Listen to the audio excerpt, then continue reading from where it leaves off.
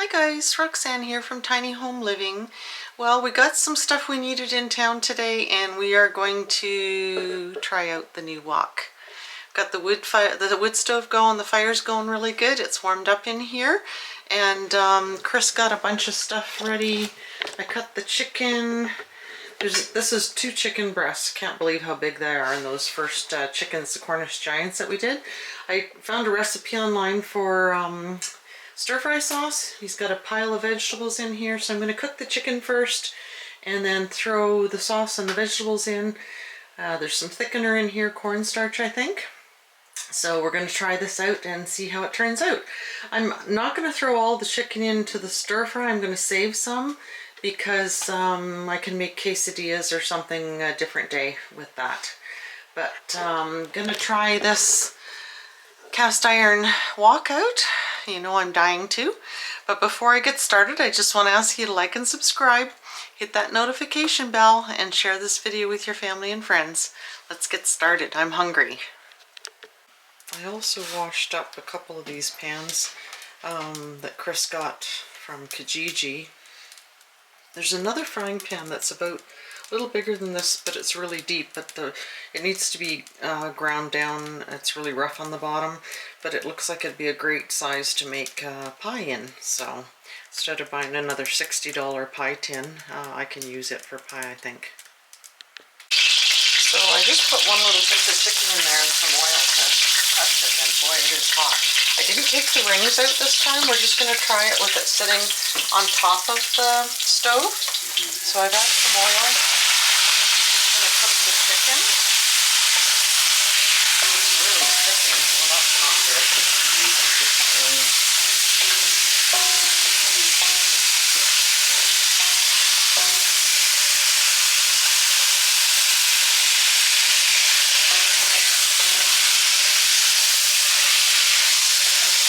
Can't believe how much chicken there is from 2 breasts. There's about 4 meals worth of chicken in there. Chris and I actually found other times that a chicken breast was big enough for 2 of us. They're so big. So I'll keep some of this chicken for making quesadillas or for stir fry on another night. If we have it cooked and have the sauce made and some stir fry vegetables, that's a pretty quick meal. Because like I said before, you don't call for takeout out here. You get stuff when you're in town, and that's it. Boy, that's cooking really fast. I think you can see in there. This is as tall as I could get the legs on the tripod. So this is why I wanted the big wok. They had small ones. Lodge makes a small and a medium one, but I wanted the large one because you can see, like, if you had a family, this amount of chicken, these 2 chicken breasts would be great for a family. So by the time we throw all the vegetables and everything in there, this thing's going to be pretty full.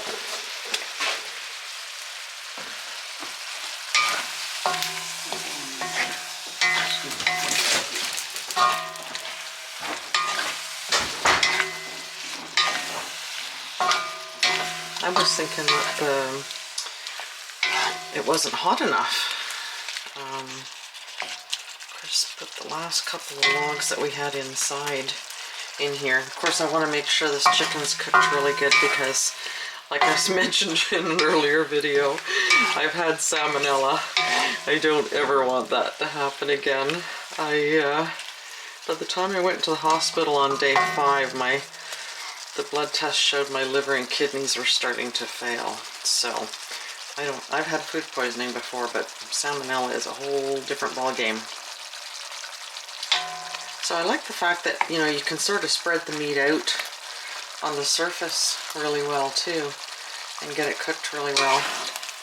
It seems kind of funny coming out here to cook. You know, we don't have the running water and everything, but of course this is just like a kid having a new toy for me. So It's not like I'm going to wait till there's running water in here to play with this thing. I think I'll just let it cook till some of this liquid dissipates.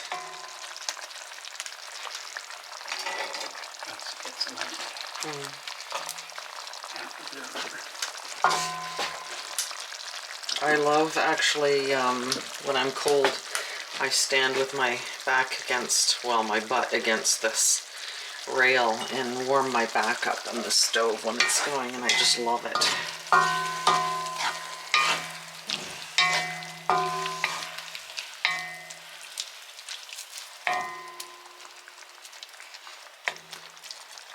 Got some rice going on the stove in, I guess I should call it Tiny House 1. This is Tiny House 2.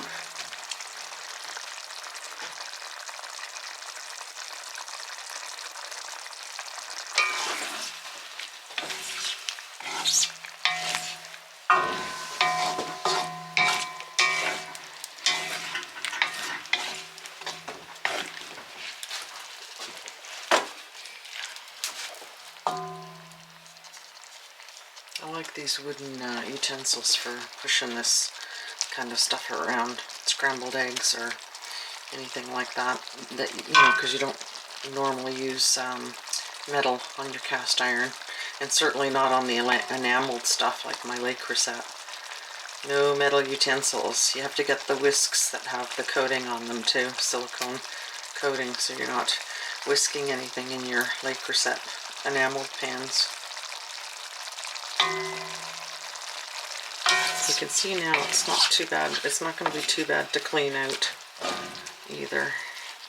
And then I'll season it. I'll do another coat of seasoning after when we clean this. This little frying pan here has a really smooth surface, which I like. And that one is rounded and it has a really smooth surface too. Chris cleaned out the pots. I have a lot of Le Creuset, like I've said in the past, but I only have one pink saucepan, and so it's pretty hard to find Le Creuset.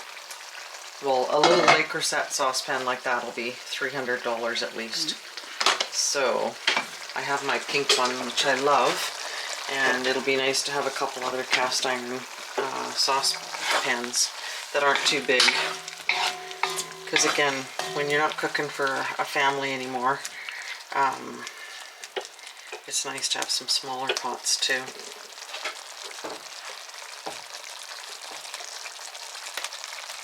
Chris wanted a Dutch oven because he wants to act like Kent Rollins and cook outside on hot coals.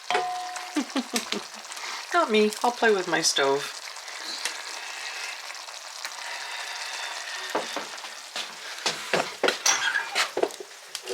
Yeah, there's a nice fire going now.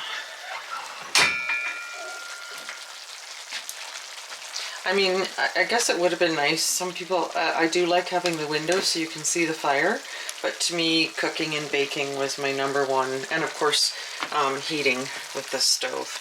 So that was the most important thing. A lot of the, I forget what the one's called that has the oven, the window on the side of the wood cook stove, but I mean, it is a huge stove and takes up a lot of space. So it's certainly not something you could accommodate in a tiny house. Whereas this one was just perfect. And like I've said, in case you missed in the past videos, these are all heat rated tiles from Italy. So imagine something heat rated and so beautiful.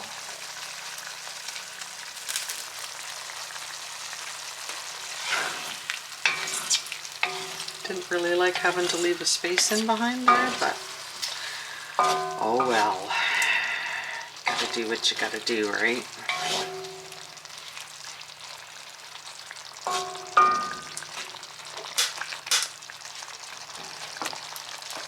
And you can see where, I mean, I'm always leaning against this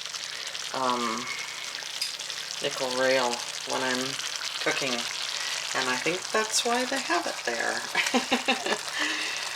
The Aga has something similar, and A lot of the wood cook stoves you see, the big ones, don't have something like this. I really like having that there because my instinct is to lean against it all the time. So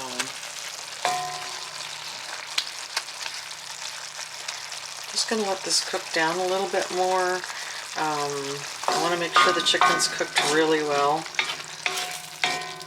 And then, like I said, I think I'm going to take about half of this meat out of here, put it in the red bowl, and then I'll put it in a baggie and put it in the freezer so we have it for another day for stir fry or to make quesadillas. I love making quesadillas too. So another super easy thing. I used to make big batch of them, and the boys like taking them for lunches too because they're such an easy thing to eat. Heat up anywhere, you know. I think they would be great to heat up in the oven too, like leftover ones. Just put them in the oven, warm them up. We've got our homemade salsa that I made this year. Sour cream, yummy.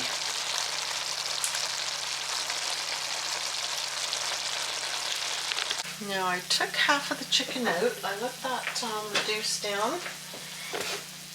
Just going to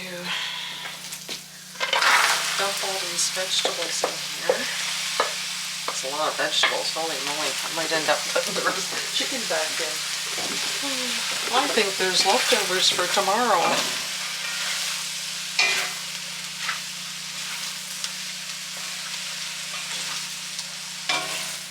Looks so good with all the colors.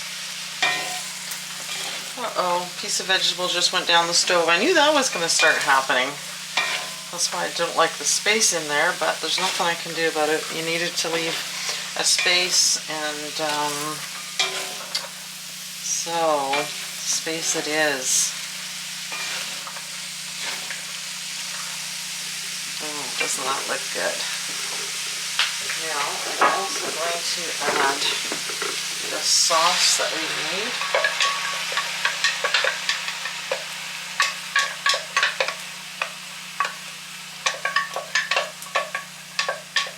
Should have brought a spatula out, I guess. But again, this is the thing with, you know, trying to cook out here and I guess play out here when I don't have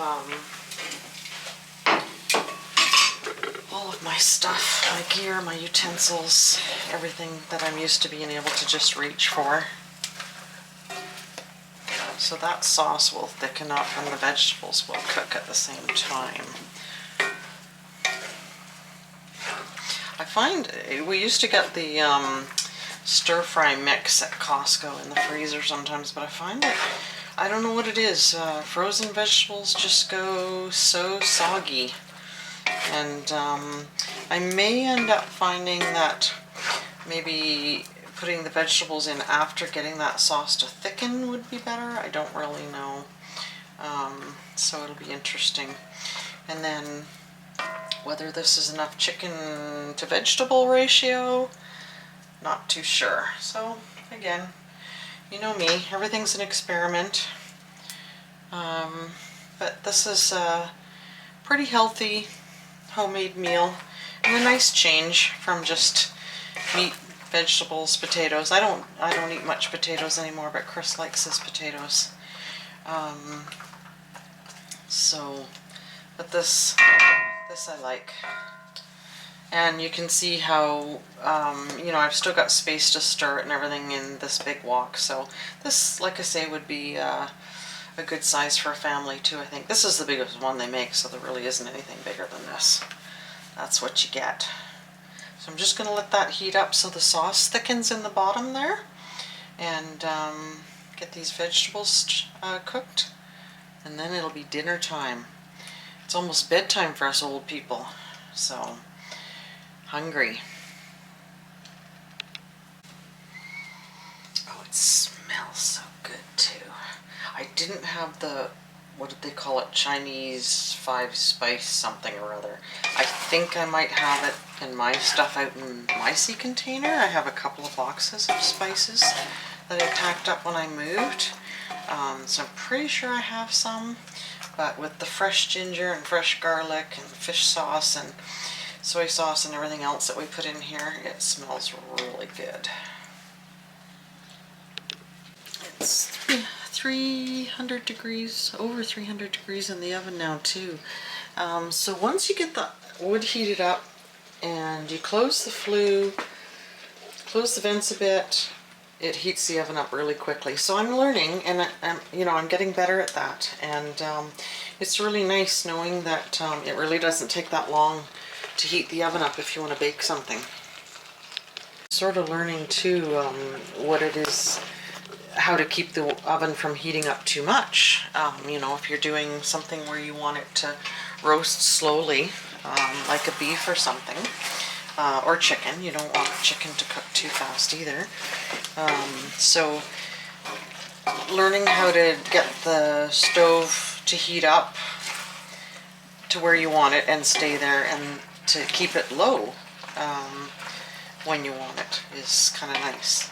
I'm learning. And really this is the only way to do that, is to come out here and play with it, which I'm certainly more than happy to do. This is just, this is like my easy bake oven. Right, Rondalee? My sister and I, the best Christmas we ever had. We were very poor. My mom got a used easy bake oven for us to share, and that was our best Christmas ever. The neighbor kids were coming over and we were baking up a storm, and I can't remember how old we were. We weren't very old. And of course we were completely unsupervised. But I dropped a carrot outside. I already sent a piece of vegetable shooting out the back of the stove, behind the stove. It smells good. Yeah, it does smell good, doesn't it? Even without that 5 spice. And the sauce is thickening up. Good. So, yeah, it's almost done. I don't want to cook the vegetables too much, so you could take that other chicken in if you want, in the green bowl. And then really, maybe 3 more minutes. The rice is ready.